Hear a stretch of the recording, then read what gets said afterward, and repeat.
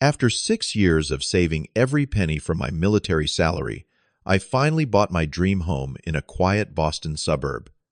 The white colonial with blue shutters was everything I had worked for. When my parents needed a place to stay, while Dad recovered from heart surgery, I gladly offered them my house while I finished my deployment in Germany. Everything seemed perfect until I got that call from my neighbor. "Tom, I thought you should know your sister seems to be moving in with a U-Haul full of furniture." That was the moment I realized something was very wrong with the house I was still paying for every month. Before I tell you how I discovered my parents gave my sister the house I paid for, drop a comment telling me where you watching from, and hit that subscribe button if you ever had family. Take advantage of your kindness. I enlisted in the Army at 22 with two goals: serve my country and save enough for a home of my own. Growing up in a family that moved from rental to rental stability was something I craved more than anything. Through deployments and countless overtime shifts, I watched my savings grow dollar by dollar. The American dream was within reach, and I could almost feel the keys in my hand. My relationship with my parents was always complicated. Mom and Dad loved me, but they struggled with their own problems. Dad worked construction until his back gave out, then bounced between retail jobs that barely covered rent. Mom picked up waitressing shifts when she could, but spent most of her time taking care of Dad after his first heart attack 5 years ago. They were proud people who hated asking for help, which made me even more determined to succeed where they had struggled. By the time I hit 30, I had $60,000 saved for a down payment. The housing market in Massachusetts was not cheap, but I found a 3-bedroom colonial in a good school district that was within my budget. The moment I walked through that front door, with its creaky third step and sun-dappled living room, I knew this was home. The mortgage would be $2,100 monthly for 30 years, but I had calculated everything down to the penny. This was my investment in the future, and signing those papers was the proudest day of my life. That same month, Dad had his second heart attack. This one was worse, requiring triple bypass surgery and months of recovery. Their tiny apartment was on the 3rd floor of a building with no elevator, and the stairs became impossible for him to navigate. Mom called me in tears one night, afraid they would have to dip into their retirement savings just to find a first-floor apartment that would accommodate Dad during recovery. I was scheduled to deploy to Germany for a 3-year position as a logistics specialist. The timing could not have been more perfect, or so I thought. My house would be sitting empty, and my parents needed a place to stay. I offered them the chance to live there rent-free while I was overseas. All I asked was that they maintain the property and keep me updated on any issues that might arise. "We could not ask for a better son," Mom said through tears when I gave them the keys. "We will take care of everything. You focus on your service, and your home will be waiting when you get back." Those first few months felt like a win-win situation. During our weekly video calls, I could see them settling in. Dad was recovering in the sunroom I had converted into a first-floor bedroom. Mom planted a vegetable garden in the backyard. I even sent extra money each month to cover utilities, ensuring they could live comfortably without worrying about bills. Making those mortgage payments from my base in Germany gave me a sense of accomplishment that is hard to describe. Every month I was building equity, helping my parents, and strengthening my future all at once. "This is what family is supposed to do," I told my Army buddies when they asked why I was sending so much money back home. "We take care of each other." If only I had known how one-sided that care would become. The first hint that something was wrong came about 8 months into my deployment. The video calls became less frequent, with my parents always having some excuse about bad internet connections or being too busy. When I did get them on the phone, they seemed evasive about simple questions regarding the house. "How is the new water heater working out?" I asked, after authorizing an $800 repair. "Fine, fine," Dad said, quickly changing the subject to baseball scores. "Have you had any luck with the garden this season?" I asked Mom. "Oh, we have been too busy to really keep up with it," she replied, though.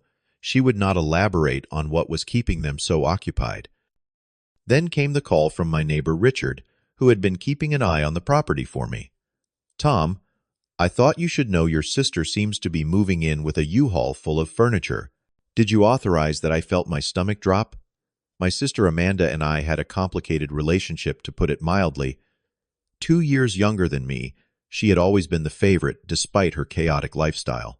While I worked summer jobs in high school, she wrecked 2 cars our parents bought her. Mom planted a vegetable garden in the backyard. I even sent extra money each month to cover utilities, ensuring they could live comfortably without worrying about bills. Making those mortgage payments from my base in Germany gave me a sense of accomplishment that is hard to describe. Every month I was building equity, helping my parents, and strengthening my future all at once. Over the next few weeks, I started noticing strange details in the background of our video calls.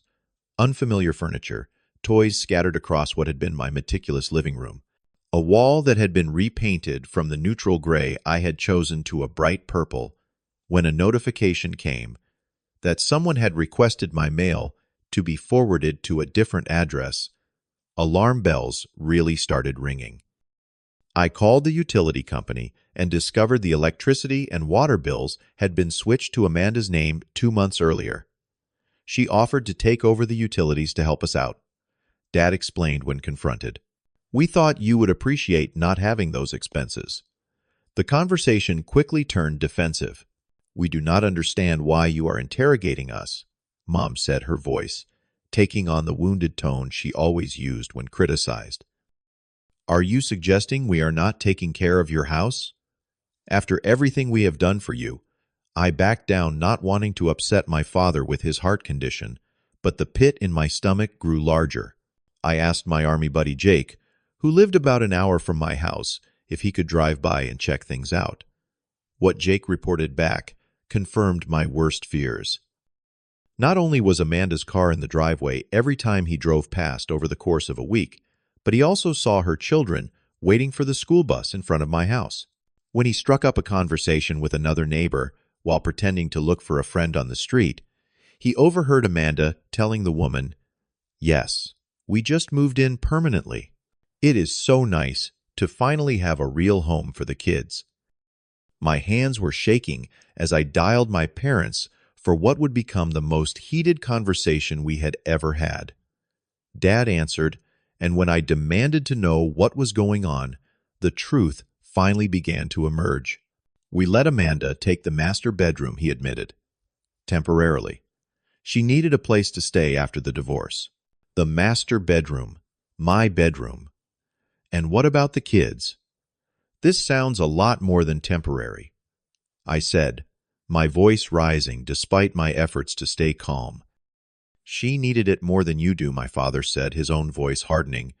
"You are single and deployed anyway. The kids need stability right now, and this neighborhood has much better schools than where she was living."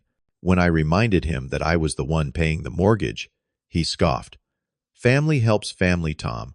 Your sister is going through a hard time. Do not be so selfish." Mom got on the phone then, her voice thick with tears. "Do not you want to help your sister? Those are your niece and nephew. They have nowhere else to go. We thought you would want to help." The call ended with nothing resolved, but one thing had become crystal clear. My parents had given my sister access to my house without my permission, and they saw absolutely nothing wrong with that. I immediately applied for emergency family leave. My commanding officer, seeing my distress, approved it without hesitation. 48 hours later, I landed in Boston and drove straight to my house, my hands gripping the steering wheel so tightly my knuckles turned white. The house I pulled up to barely resembled the one I had purchased. The blue shutters had been painted a garish pink. The neatly trimmed lawn was now scattered with plastic toys and a half-deflated kiddie pool. As I walked up the driveway, I could see through the window that my minimalist living room had been transformed into what looked like a daycare center with a massive entertainment system taking up one entire wall. I had barely knocked when the door flew open. Amanda stood there, her expression shifting from surprise